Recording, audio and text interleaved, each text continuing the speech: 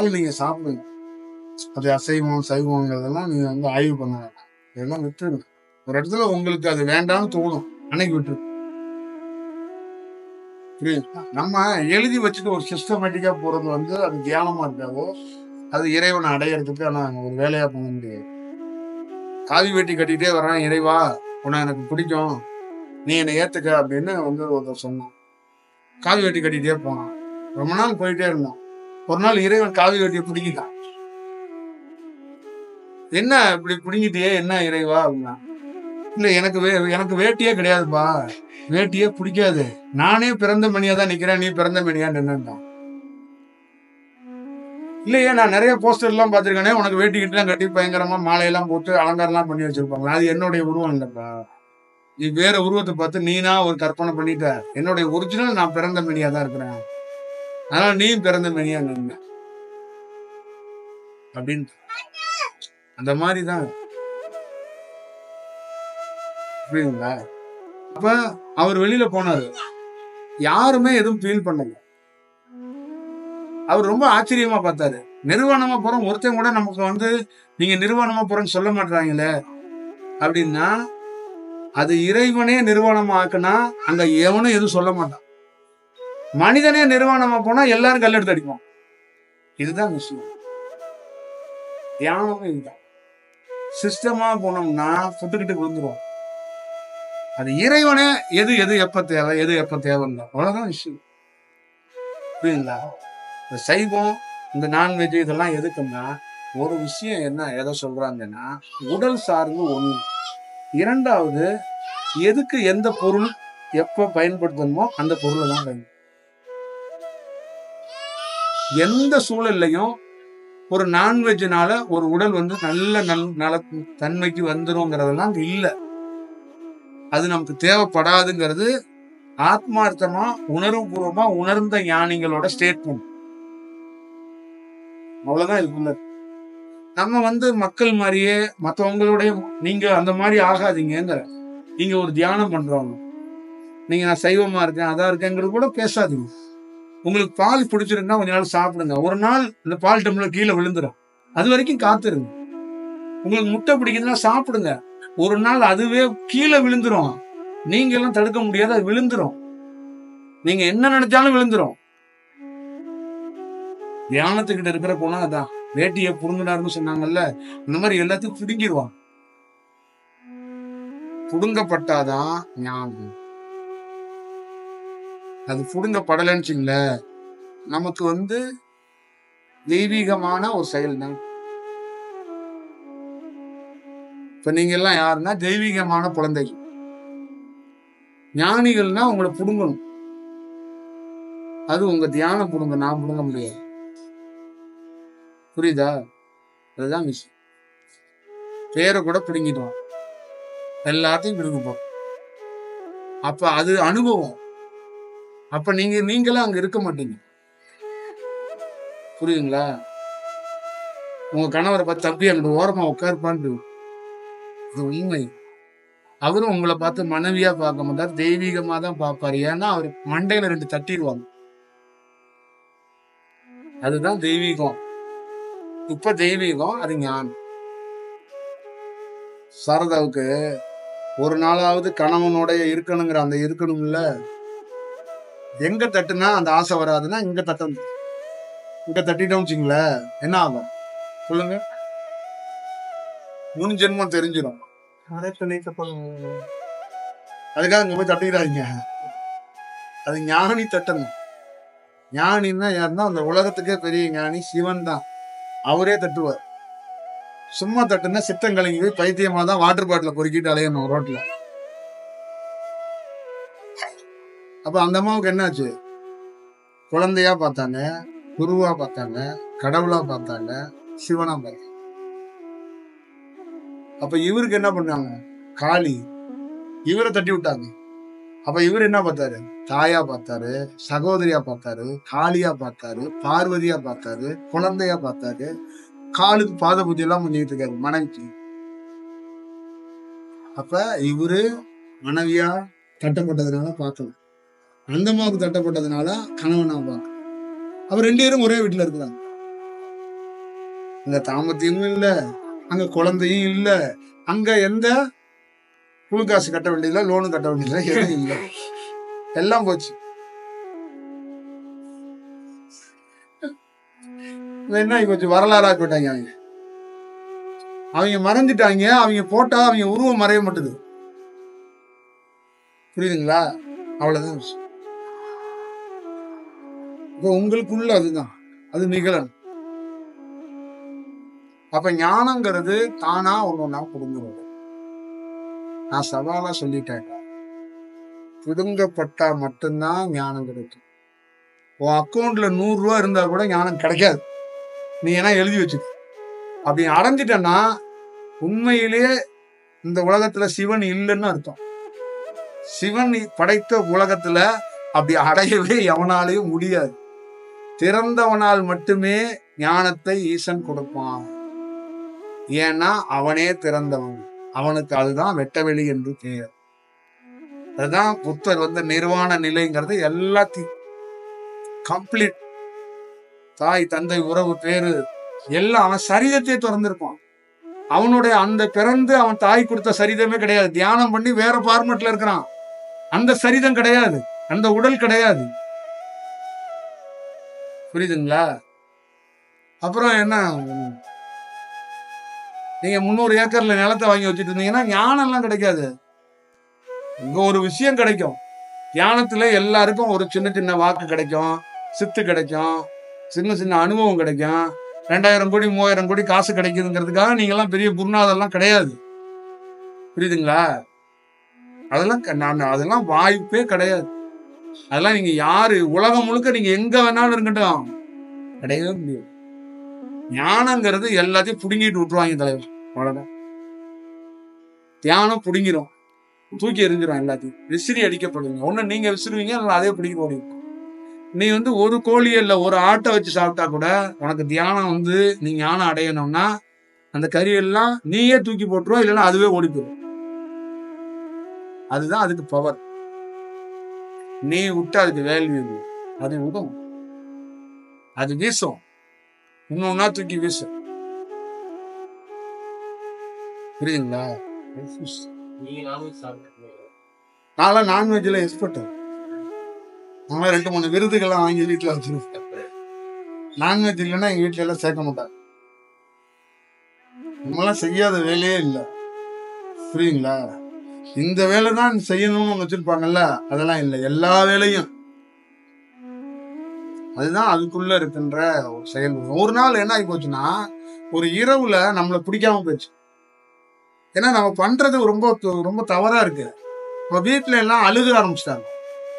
அப்ப ஒரு பயங்கரமான இன்சிடென்ட் என்னன்னா, ஒரு கல் சிலை தான், ராமன், சீதா, லட்சுமணன், ஆஞ்சநேயன். அந்த இடத்துல இன்னும் ஒரு ஃபீல் பண்ணிட்டு லைஃப் என்ன அப்படி இருக்கு, கொடூரமா இருக்கு, நீ ஏதாவது பண்ண மாட்டியா அப்படின்னு நான் கேட்கிறேன். அப்ப என்னையா எனக்கு பிடிக்கல, என்னையா அது அப்படின்னா, அந்த ஊர்ல எல்லாரும் தூங்கிட்டாங்க. தனியா நின்று அந்த கல்லுக்கு கடவுள்கிட்ட பேசிக்கிட்டு இருக்கேன். நமக்கு ராமன்லாம் கும்பிட்டதே கிடையாது.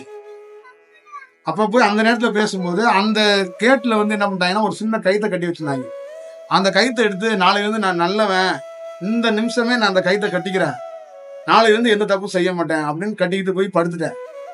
காலையில எழுந்திரிச்சா தப்பு செய்யதான் தோணுது. ஆனா ஏதோ ஒண்ணு கைத்தை கட்டிட்டு வந்திருக்கவன் ராமன் ஏதாவது பண்ணிட்டானா என்ன பண்றது அப்படின்னு ஃபீல் பண்ணேன். 1 நாள், 2 நாள், 3 நாள், 5 நாள், 6 நாள், 7வது நாள் அவுத்து போட்டேன். ஆனா அதுக்கப்புறம் என்னால ஒரு தவறை செய்யவே முடியல. அதுக்கப்புறம் ஒரு மேஜிக் நடந்துச்சு என் லைஃப்ல. அதுக்கப்புறம் தானா ஒண்ணா விடுபட்டுச்சு. அதுக்கப்புறம் லைஃப்ல கல்ல பார்த்தவன் நிஜமான ராமனையும் நான் கண்டேன். இது சத்தியம். கல்லா ராமனை பார்த்தேன்ல, அதே ராமன்னா ஒரிஜினலா எப்படி இருப்பானா அதே ராமனை பார்த்தேன். ஆஞ்சநேயன் ஒரிஜினலா எதா இருப்பானா அதே ஆஞ்சநேயனை பார்த்தேன். லட்சுமணன் எதோ ஒரிஜினலா இருப்பானா அதே லட்சுமணன் பார்த்தேன். சீதா ஒரிஜினலா எதோ இருப்பானோ அதை பார்த்தேன். அப்ப அந்த கல்லு எனக்கு ஒரு லைஃபை ஒரு கனெக்ட் பண்ணி அதோடைய ஒரிஜினாலிட்டியை காட்டுறதுக்கு எனக்கு பல ஆண்டுகள் தேவைப்பட்டுச்சு. ஆனா அதுல பல துன்பம் வந்துச்சு, பல துயரம் வந்துச்சு, பல கஷ்டம் வந்துச்சு. ஆனா பெரிய சேஞ்ச் வரும். யாராலே நம்ப முடியாத, என்னாலே நம்ப முடியாத ஒரு மேஜிக் தான். அது என்னன்னா வீட்டுல எல்லாம் நம்ப மாட்டேன்ட்டாங்க. அந்த மாதிரியான ஒரு சூழல். எனக்காக பிரத்யேகமாக சில கோயிலுக்கு போறது, இவர் மாறணும், விஷயம் பண்ணணும் அப்படின்லாம் தாய் வீட்டுல உள்ளவங்க எல்லாம் தேடின காலங்கள். இப்ப அவங்க கோயில் பக்கம் வர மாட்டாங்க, நம்ம கோயிலே உட்காந்துருக்கு. புரியுதுங்களா? இப்ப என்னன்னா அவர் சாமி கும்பிடுறத விட்டுறன்னு வேண்டிக்கிட்டு இருக்காங்க.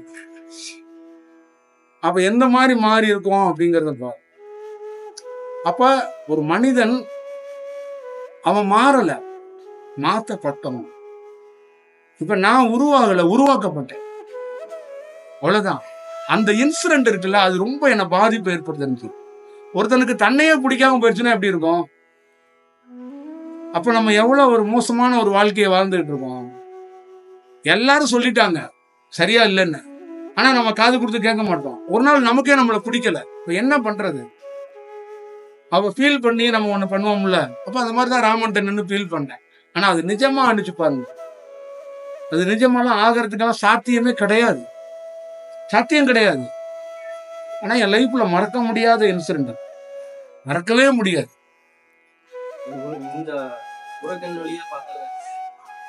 எது ராமனை நான் எப்படி வேணாலும் பார்ப்பேன், எந்த நிமிஷம் வேணாலும் பார்ப்பேன்.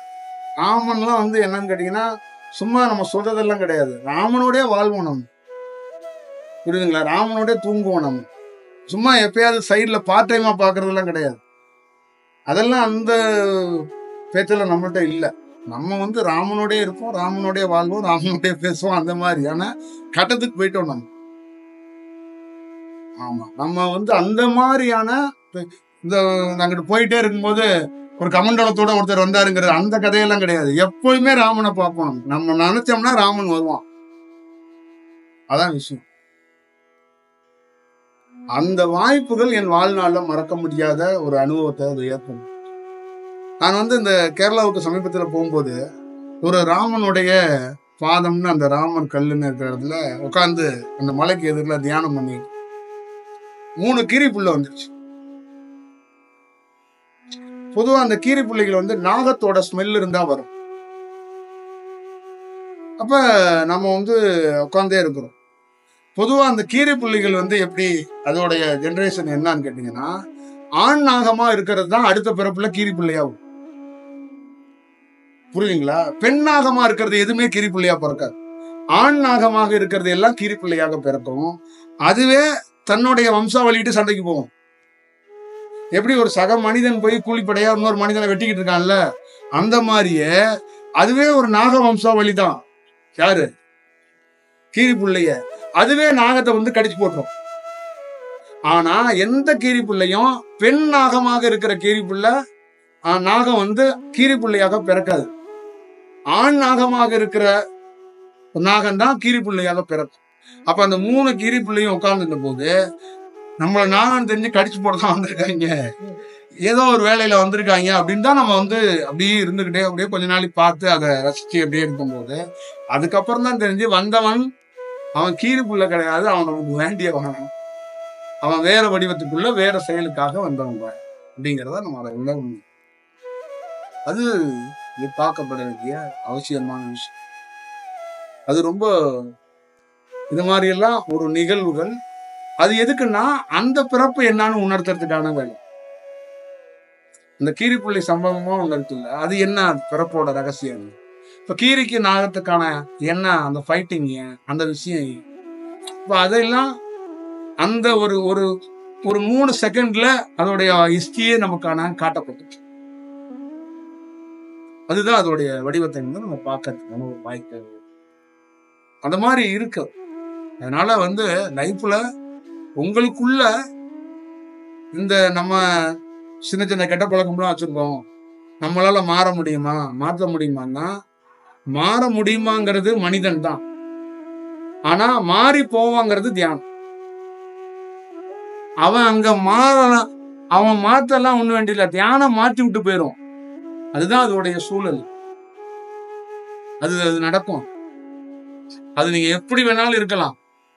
அதே மாதிரி இந்த ஐஎஸ் முத்திரை மாதிரி நீங்க 3 வேளை குளிச்சுட்டு சுத்தபத்தமா வந்தாதான் ஞானம் கிடைக்கும் அப்படிங்கறதெல்லாம் இல்லை. எப்படி வேணாலும் நீங்க இந்த பிறப்போட சூழல்ல ஒரு 10 வருஷம் 20 வருஷம் 25 வருஷம் கூட இருந்திருக்கலாம். அதுக்கப்புறம் உங்க வாழ்க்கையில அங்கிருந்து ஒரு மாற்றத்துல நடக்கப்படும். ஆனா அங்க என்ன இறைவன்னா அதே வடிவத்துல ஞானத்தை கொடுக்க மாட்டான், பியூர் பண்ணுவான். நான் அதுதான் பல இடத்துல சொன்னேன், துவைச்சு காய வச்சாங்கிறதுக்கு அதுதான். ஏன்னா அந்த சரீரத்தை அப்படியே ஞானம் அழகிய கொடுக்க முடியாது. அப்ப அந்த வடிவத்துல இருந்து பண்ண முடியாது. அத ஒட்டுமொத்தமான அதை எல்லாத்தையுமே சேஞ்ச் பண்ண வேண்டிய ஒரு சூழல் உருவாகும். அதான் அது.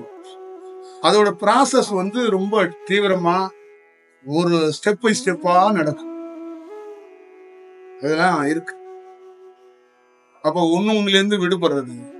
அப்ப எப்படி போய் ஆன்ம விடுதலை பண்ண முடியும்? எப்படி வந்து கருமாங்கிறத எப்படி தெரிஞ்சுக்க முடியும்? எப்படி சாபங்கிறத தெரிஞ்சுக்க முடியும்? எப்படி மனைவி, ஒரு பெண்ணுக்கும் நமக்கும் கணவன் மனைவி இருக்கு, அந்த உறவை எப்படி தெரிஞ்சுக்கிட்டு, குழந்தைக்கும் தகப்பனுக்கும் அந்த உறவை எப்படி தெரிஞ்சுக்கிட்டு, மனிதனாக பிறந்திருக்கிறோமா, பிற பிறப்புகள் பிற விலங்குகளை பற்றி நம்ம எப்படி தெரிஞ்சுக்க முடியும்? இந்த சைவ உணவையும் அசைவ உணவத்தை பற்றியும் நமக்கு என்ன, இதெல்லாம் படிச்சோ இல்ல வேற வடிவத்துக்குள்ள உணர்ந்ததெல்லாம் கிடையாது. அது கம்ப்ளீட்டா அது வேற மாதிரி மாறினாதான் அதை பத்தி ஒரு செயல் பண்ணணும். இல்லைன்னா பண்ண முடியும். இல்லைன்னா டிவைடிங் ஒப்பீனியனா போயிடும். ஒரு கருத்தரங்கத்துக்குள்ள இது என்னோட பாயிண்ட்ல இருந்து சொல்ற கருத்து மாதிரி போகும். அப்படி அப்படி இருக்காது.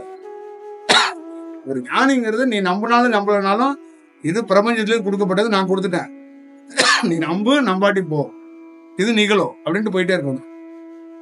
அதுதான்